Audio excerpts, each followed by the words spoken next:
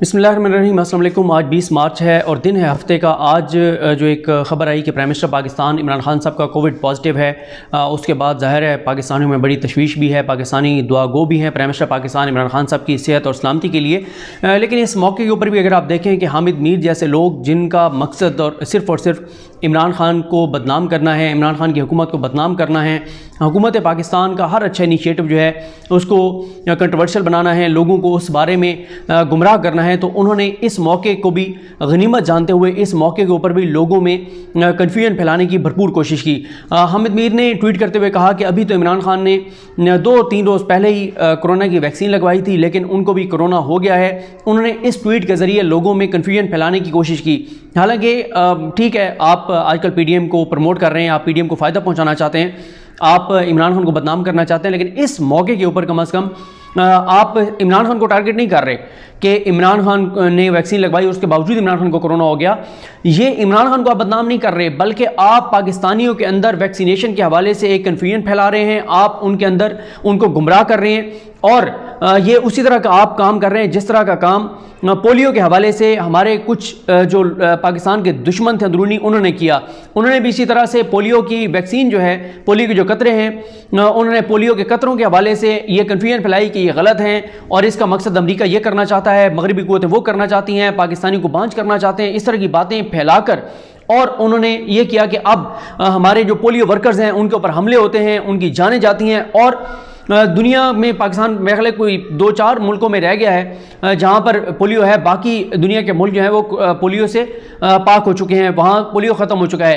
تو یہ وہی کام کر رہے ہیں، اسی طرح سے لوگوں کو کنفیوز کر رہے ہیں۔ بعد میں پھر ری ٹویٹس مار رہے تھے، اجمل جامی صاحب کو بھی ری ٹویٹ کیا، باقی لوگوں کو بھی، لیکن وہ خفت مٹانے کے لیے، شرمندگی مٹانے کے لیے۔ لیکن پہلا انہوں نے جو ٹویٹ کر کے اور اس کے بعد ایک سوشل میڈیا پر بحث چھیڑ دی کہ کیا یہ، اس کے بعد پھر آپ دیکھیں سوشل میڈیا پہ بات شروع ہو گئی کہ کیا یہ چائنا کی ویکسین جعلی ہے، کیا ہے، اور اس حوالے سے میں ابھی 1 منٹ اور بات کر کے 1.5 منٹ بات کر کے ڈاکٹر سجاد صاحب کو میں نے کہا کہ اس حوالے سے آپ گائیڈ کریں، بتائیں، تو ڈاکٹر سجاد صاحب نے فیکٹس بتائے ہیں جو حامد میر صاحب کو ضرور سننے چاہیے۔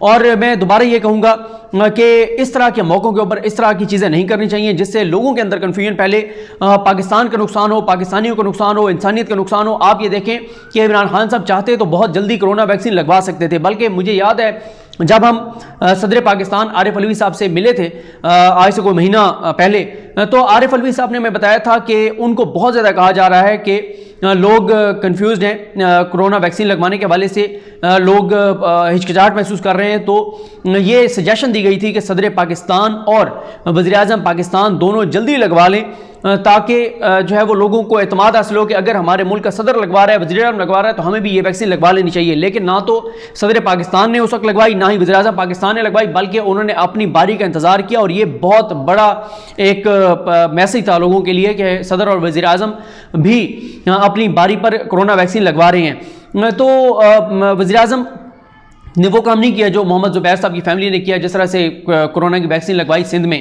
وہ آپ کے سامنے ہی ہے، خبر باہر آئی اور اس کے بعد کیا ہوا۔ تو یہ بہرحال اللہ تعالیٰ عمران خان صاحب کو اپنے زمان میں رکھے، اور حامد میر جیسے لوگوں کو بڑی احتیاط کرنی چاہیے کہ وہ بغض، نفرت، عمران خان کی بغض اور نفرت میں ایسی بات نہ کریں جس سے پاکستان اور پاکستانیوں کا نقصان ہو، انسانیت کا نقصان ہو۔ اب آپ دیکھیں کہ اب جن لوگوں میں کنفیوژن آ گئی ہے، اگر وہ ویکسین نہیں لگواتے تو کس کا نقصان ہے؟ پاکستان کا نقصان ہے، پاکستانیوں کا نقصان ہے، انسانیت کا نقصان ہے۔ تو آگے ہی آپ سنیے کہ ڈاکٹر شاہ صاحب نے کیا بتایا ہے، انہوں نے فیکٹس بتائے ہیں، بہت سے سوالات جو سوشل میڈیا پر آ رہے ہیں ان کے جواب آپ کو اس میں مل جائیں گے۔ اور یہ بھی آپ کو بتا دوں کہ آج حامد میر صاحب کی ایک اور تقریر بہت زیادہ چل رہی ہے جس میں انہوں نے اور کچھ الزامات لگائے ہیں، اور وہ بھی بڑے دلچسپ ہیں، اس میں بھی میں حقائق آپ کے سامنے رکھوں گا۔ مجھے اپنی دعا میں یاد رکھیں۔ لکھنی امام صاحب کا حامی ناصرو، اللہ حافظ۔ سنیے ڈاکٹر سجاد کو۔ بسم اللہ الرحمن الرحیم، الحمدللہ رب العالمین والصلاۃ والسلام علی سید المرسلین۔ ایک انتہائی اہم خبر کہ 48 گھنٹے پہلے عمران خان صاحب نے ویکسین لگوائی اور 48 گھنٹے کے بعد ان کا PCR ٹیسٹ پازیٹیو آ گیا۔ تو جیسے میں میڈیا میں کچھ رپورٹس پڑھ رہا تھا کہ جس ملک کے وزیر اعظم کو کرونا کی ویکسین لگے اور اس کے بعد ان کو کرونا ہو جائے تو باقی عوام کے ساتھ کیا بنے گا؟ کیا یہ کوئی جعلی ویکسین ہے جس کے لگانے کے بعد عمران خان کو کرونا ہو گیا، یا ویکسین ایسی ہے کہ ویکسین لگنے کے بعد عمران خان صاحب اس بیماری کے شکار ہو گئے؟ تو سب سے پہلے تو میں آپ کو بتاتا چلوں کہ پہلی ڈوز، ایون دوسری ڈوز لگنے کے بعد بھی یہ چانسز ہوتے ہیں کہ کسی کو بھی انفیکشن ہو سکے۔ انفیکشن اور النس دو مختلف چیزیں ہیں. جو میڈیکل سے ریلیٹڈ لوگ ہیں ان کو پتہ ہے انفیکشن کا مطلب عام زبان میں لوگوں کو سمجھاتا چلوں کہ جب بھی کوئی بھی جراثیم آپ کے جسم میں انٹر ہوتے ہیں تو اس کو ہم کہتے ہیں کہ اس بیماری کا انفیکشن ہو گیا ہے. جب اس کی علامات آنا شروع ہو جائیں تو اس کو ہم کہتے ہیں کہ النس ہے یا بیماری ہے.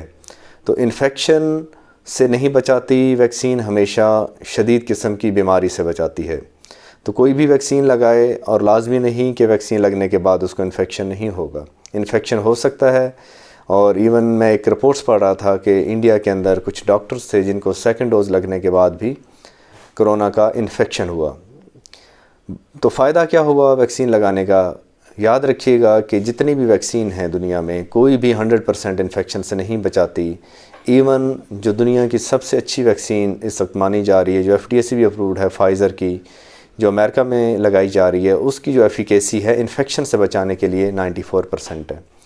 جو ہمارے ہاں چائنا والی لگائی جا رہی ہے، اس کی جو ایفیکیسی ہے اگینسٹ انفیکشن وہ 79 سے 85% ہے. لیکن ایک چیز جو ویکسین لگنے کے بعد اور جب مدافعتی نظام آپ کا پوری طرح ایکٹیو ہو جاتا ہے، اور مدافعتی نظام کو ایکٹیو ہونے میں 4 سے 6 ہفتے لگتے ہیں، اور یہ بھی عموماً سیکنڈ ڈوز لگنے کے بعد. تو اس دوران میں کوئی بندہ اگر احتیاط نہیں کرے گا تو اس کو انفیکشن ہو بھی سکتا ہے اور وہ اس انفیکشن کو دوسرے لوگوں تک ٹرانسفر بھی کر سکتا ہے. تو اس لیے سب سے اہم بات تمام سننے والوں کے لیے یہ ہے کہ اگر آپ نے کرونا کی ویکسین لگوائی ہے تو اس کا مطلب یہ نہیں ہے کہ اب آپ کا مدافعتی نظام اس قابل ہو گیا ہے کہ آپ 100% اس انفیکشن سے بچ جائیں گے یا دوسروں کو متاثر نہیں کر سکیں گے. ویکسین لگانے کے بعد بھی آپ نے جو احتیاط ہے ویکسین لگانے سے پہلے جو کر رہے تھے وہ ویکسین لگانے کے بعد بھی آپ نے جاری رکھنی ہے اس وقت تک جب تک اس پینڈیمک کا مکمل طور پر خاتمہ نہیں ہو جاتا. تو ہم لوگوں نے چائنا کی کیوں امپورٹ کی؟ تو آپ کو بتاتا چلوں، ہم نے امپورٹ نہیں کی ہمیں، بلکہ چائنا نے ہماری مدد کی ہے. انہوں نے ہماری طرف ایک گفٹ بھیجا ہے جس کو ہم نے قبول کیا ہے. جو فائزر کی ویکسین ہے اگر ہم اس کو امپورٹ کریں تو یاد رکھیے اس کو سٹور کرنے کے لیے -94 کا ٹمپریچر چاہیے ہوتا ہے، جو شاید ہمارے ملک میں ممکن ہی نہیں. تو یہ جو ویکسین ہے صرف وہیں پہ 94% یا 95% اس کی ایفیکیسی ہے. پاکستان میں اگر شاید یہ آئے تو اس کی ایفیکیسی نہ ہونے کے برابر ہو، کیونکہ ہم جو کولڈ سٹوریج ہے اس کو مینٹین نہیں کر سکتے. تو ویکسین کرتی کیا ہے؟ کچھ لوگوں نے سوال کیا کہ اگر ویکسین کرتی کیا ہے پھر. دیکھیں، جو بھی ہم ویکسین لگواتے ہیں یہ بیسیکلی وہی وائرس ہوتا ہے جو کلڈ ہوتا ہے، ان ایکٹیویٹڈ وائرس کہتے ہیں. اس وائرس کی خصوصیت کیا ہوتی ہے جو اس ویکسین کے اندر ہوتا ہے کہ یہ بیماری کاز نہیں کر سکتا. اگر کرے گا بھی صحیح تو اس کی بہت ہی معمولی نوعیت کی علامات آتی ہیں، شدید قسم کی نہیں آتی.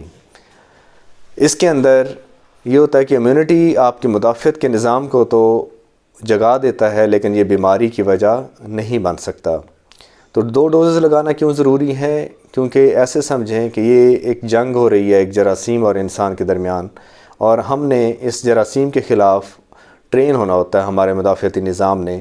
تو ایک دفعہ کی دفعہ ٹریننگ سفیشینٹ نہیں ہوتی، 2 یا 2 سے زیادہ دفعہ ٹریننگ کی ضرورت ہوتی ہے. تو ایک سوال آیا ہوا تھا کہ کیا دنیا میں کوئی ایسی ویکسین بھی ہے جو سنگل ڈوزز ہے؟ تو ایسی ایک ویکسین امریکہ کے اندر جانسن اینڈ جانسن بنا رہا ہے، اور وہ تھوڑی سی نارمل کی روٹین کی ویکسین سے اس لیے ڈیفرنٹ ہے کہ اس میں ویکٹر یوز کیا جاتا ہے، وائرس یوز نہیں کیا جاتا.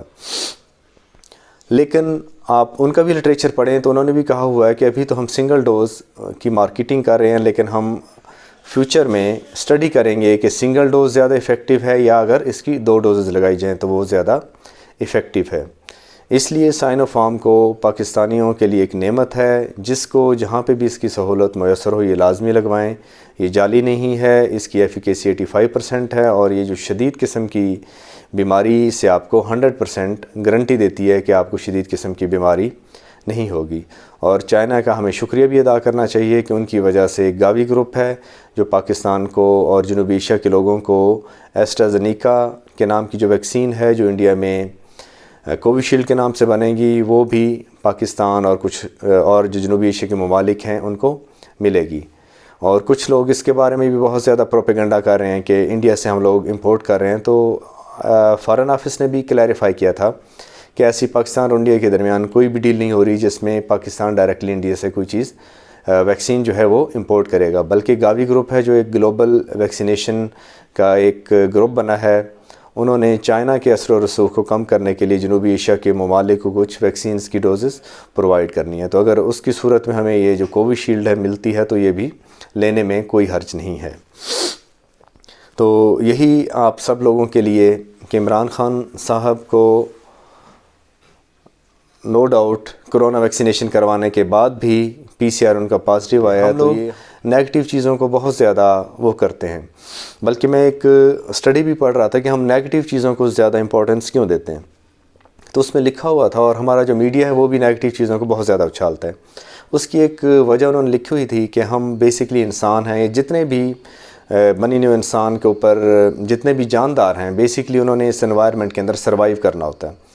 تو ہماری جو ہم باہر سے سٹیمولس ہے، ہم نیگیٹو سٹیمولس کو جلدی پرسیو کرتے ہیں، اس لیے کہ ہم نے خطرات کو جلدی بھانپنا ہوتا ہے۔ آپ دیکھیں زیادہ گرمی ہو، زیادہ سردی ہو، ہم فوراً فیل کرتے ہیں، کوئی اونچی آواز میں بات کرے ہم اس کو فوراً اس سٹیمولس کو پرسیو کرتے ہیں۔ تو بیسکلی یہ ایک پروٹیکٹیو میکنزم ہے، لیکن میڈیا نے ہمارے اسی پروٹیکٹیو میکنزم کو نیگیٹو وے میں یوز کر کے وہ بہت ہی زیادہ نیگیٹو چیزوں کو ابھارتے ہیں، جن کی وجہ سے ہم ان نیگیٹو چیزوں کی طرف زیادہ مائل ہوتے ہیں۔